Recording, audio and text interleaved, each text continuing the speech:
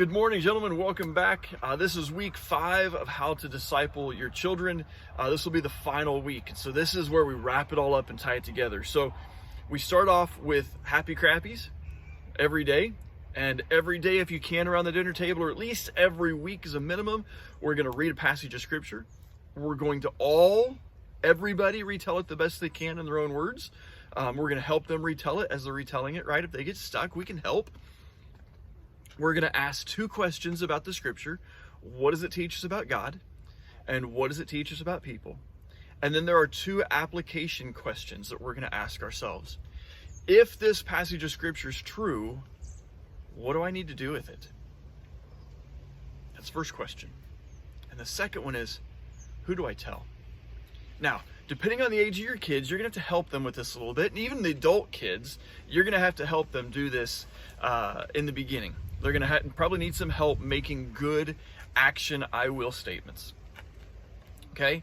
And so if we go back to Matthew 13:44 that we've used for the last few weeks, the kingdom of heaven is like a treasure that a man finds in the field, and he reburies it, and in joy he goes and sells all that he has so that he can purchase this field.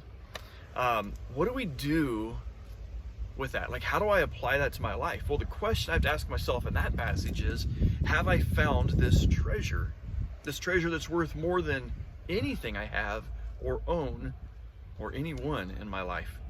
Have I found this treasure?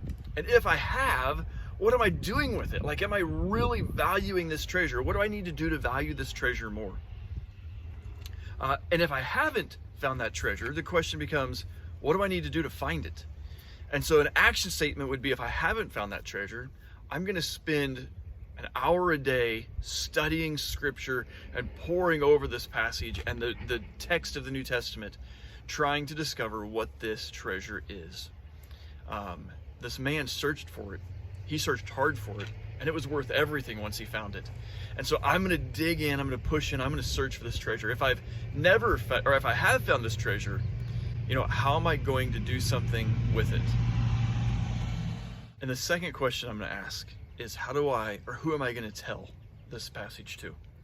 And so we need to get in a pattern in our lives of sharing what we learn. See, the problem is if we're always learning, we're always gaining, we're always taking in, but we're never giving out, we can get spiritually constipated.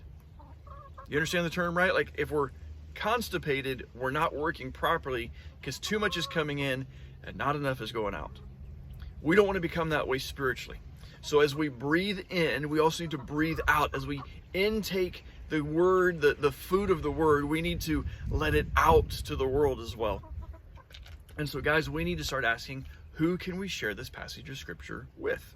Now, maybe your kids could call grandma and grandpa and share it with grandma and grandpa. Maybe they've got a friend who needs to hear this passage of scripture. Maybe they can start these 6 questions we've gone through with their friends at school. They can lead a Bible study of their peers. I don't know what it is. Maybe you got a coworker that you need to share it with. But somehow we've got to begin to incorporate into our lives, not just learning, not just head knowledge, but a lifestyle of living out and following Jesus as the King of Kings and Lord of Lords. God bless you guys. I appreciate the work you're doing to help your families fall in love with Jesus. Keep up the good work. Again, those 6 things all together, your happy crappies.